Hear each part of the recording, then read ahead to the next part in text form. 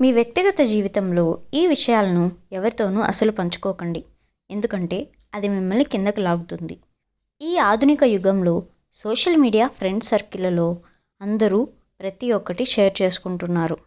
కానీ సనాతన ధర్మం, భగవద్గీత, మనుస్మృతి, పురాణాలు, ఉపనిషత్తులు మనకు రహస్యాలను కాపాడుకోవడం, మౌనం యొక్క శక్తిని బోధిస్తాయి. భగవాన్ శ్రీకృష్ణుడు అర్జునునికి గీతలో చెప్పినట్లు ఆత్మానం ఆత్మన జయత్, తనను తాను జయించాలి, మాటలను నియంత్రించాలి. ఈ వీడియోలో 10 ముఖ్యమైన విషయాలను వివరంగా తెలుసుకుందాం. ఇవి పంచుకోకపోతే మీ శాంతి, కర్మ, ఆధ్యాత్మిక శక్తి కాపాడబడతాయి. ఇందులో మొదటిది మీ ఆదాయం. ఎప్పుడు కూడా మీ ఆర్థిక స్థితి గురించి ఎవరితోనూ సాధారణంగా చెప్పకండి. మహాభారతంలో యుధిష్ఠిరుడు తన రాజ్య సంపద గురించి బహిరంగ చేసినందుకు కౌరవుల అసూయ పెరిగి యుద్ధం వచ్చింది.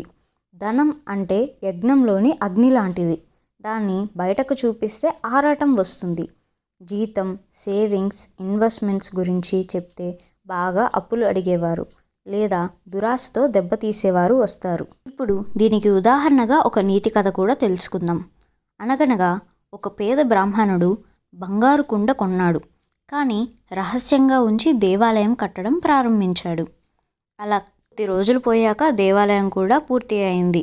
పొరుగువాడు చిన్న మొత్తం గురించి గొప్పలు చెప్పగానే దొంగలు దోచేశారు. విష్ణు పురాణంలో చెప్పినట్లు నిజమైన సంపద నిశ్శబ్దంగా పెరుగుతుంది. సోషల్ మీడియాలో ధనం ప్లాన్ చేసేవారికి ట్రోల్స్, స్కామ్స్ వస్తాయి. దేవుని అనుగ్రహంతో అంతా బాగుంది అని మాత్రం చెప్పండి. ఇది మీ ఇంటి లక్ష్మిని కాపాడుతుంది. అలాగే దిష్టి నుంచి కూడా రక్షణ ఇస్తుంది. కాబట్టి ఎప్పుడు కూడా మీ ఇంటి సంపద గురించి, మీ ఆదాయం గురించి ఎప్పుడు కూడా బహిరంగంగా బయట పెట్టకండి. ఇక ఎవరికి పంచుకోకుండా ఉండాల్సిన విషయాల్లో రెండవది కుటుంబ గొడవలు. భార్యాభర్తల మధ్య సమస్యలను బయట వారితో ఎప్పుడు కూడా చెప్పకండి. సనాతన ధర్మంలో కుటుంబం శివపార్వతి లాంటి పవిత్ర యూనిట్. రామాయణంలో అయోధ్యలో పాలసభ రహస్యాలు లీక్ అయినందుకు సీతాదేవి అపహరణ జరిగింది. గొడవలు చెబితే ఇతరులు జడ్జ్ చేస్తారు, పుకార్లు పుట్టిస్తారు. చిన్న సమస్యలు కాస్త పెద్ద సమస్యలు అవుతాయి. దీనికి ఉదాహరణగా ఒక పంచతంత్ర కథ గురించి తెలుసుకుందాం.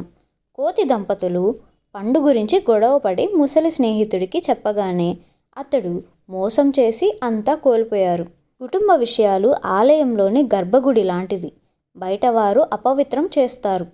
బదులుగా ప్రార్థనలు, పెద్దల సలహాలు తీసుకోండి. గీతలో 6వ అధ్యాయం 5వ శ్లోకం ప్రకారం తనను తాను ఉద్ధరించుకోవాలి.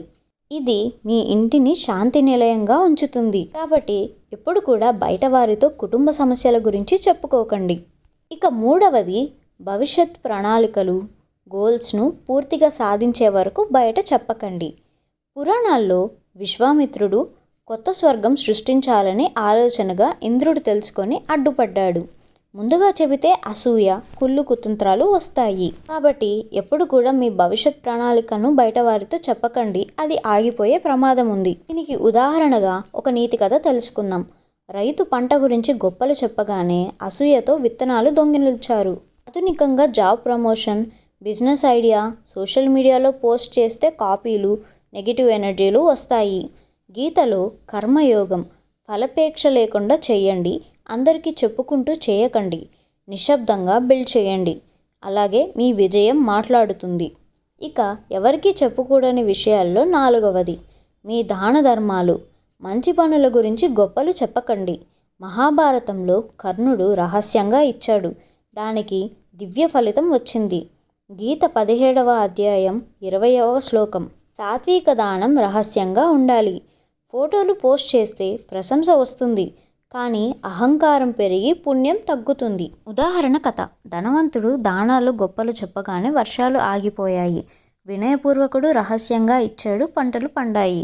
దానం భూమి కింద వేర్ల లాంటిది, కనిపించకుండానే పోషిస్తుంది. ఇక 5వ విషయం మీ పర్సనల్ సాధనలు, మంత్రాలు, జపాలు, పూజా విధానాలను బయటకు చెప్పకండి. తాంత్రిక ఉపనిషత్ సాంప్రదాయాలలో ఇటువంటి జ్ఞానాన్ని రహస్యంగా ఉంచాలి. శివుడు మృత్యుంజయ మంత్రాన్ని ఎంపిక చేసిన వారికే ఇచ్చాడు. దీనికి ఉదాహరణగా దేవీ భాగవతం కథ తెలుసుకుందాం. భక్తురాలు తన దేవీ పూజా రహస్యం స్నేహితురాలికి చెప్పగా తప్పుగా కాపీ చేసి అపశకునం వచ్చింది. సాధన అంటే ఆత్మ పరమాత్మ మధ్య సంబంధం.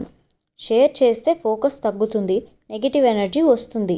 ఒంటరిగా చేయండి, జనరల్ జ్ఞానం మాత్రమే షేర్ చేయండి. ఇక 6వది, మీ బలహీనతలు, భయాలను ఓపెన్గా చెప్పకండి.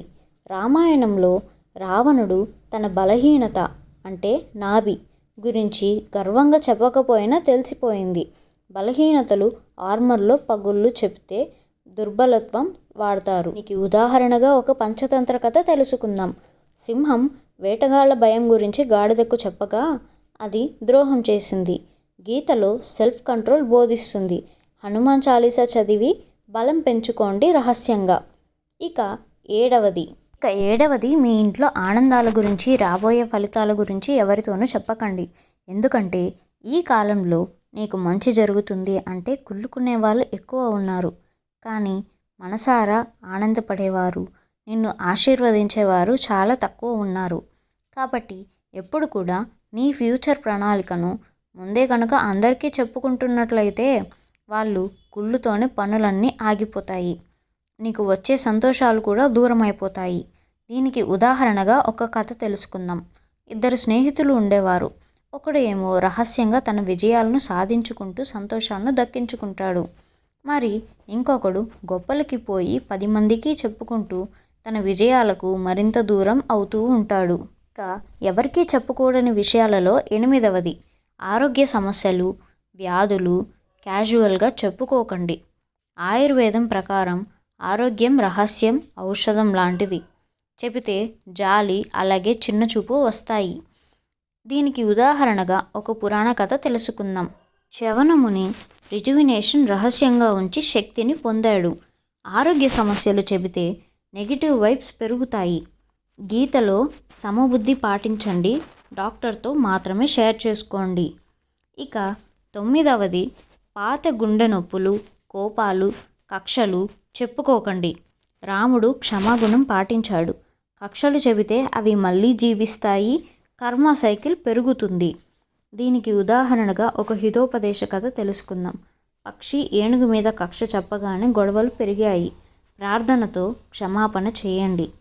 ఇక ఎవరికీ చెప్పుకోకూడని విషయాల్లో 10వది, మీ ఆత్మ ఆకాంక్షలు, సోల్ కాలింగ్ను లైట్గా చెప్పకండి. ఉపనిషత్తుల్లో ఆత్మశోధన పర్సనల్. అర్జునుడు శంఖాలు కృష్ణునికి చెప్పాడు, ఎన్లైట్మెంట్ వచ్చింది. కథ, సాధకుడు ఎన్లైట్మెంట్ డ్రీమ్ స్పెక్టిక్స్ను చెప్పగానే మార్క్ చేసిన మార్గం తప్పాడు. మీ పర్పస్ను గాడ్ చేయండి, యాక్షన్తో మేనిఫెస్ట్ చేయండి. సనాతన ధర్మం మనకు డిక్రిషన్ ఒక రక్షణ కవచం అని బోధిస్తుంది. ఈ 10 విషయాలను రహస్యంగా ఉంచితే మీ ఎనర్జీ, కర్మ, ప్రోగ్రెస్ కాపాడబడతాయి. దేవునికి స్వయానికి మాత్రమే చెప్పండి. ఈ వీడియో మీకు నచ్చినట్లు అయితే లైక్ చేయండి, జనరల్ జ్ఞానం షేర్ చేయండి, సబ్స్క్రైబ్ చేసి బెల్ ఐకాన్ ప్రెస్ చేయండి. మరిన్ని పూజలు, కథలు, ధర్మ టాపిక్స్ కోసం వెయిట్ చేయండి. శ్రీ మహావిష్ణువు మీ మాటలను, మనసును కాపాడుగాక. నమస్తే.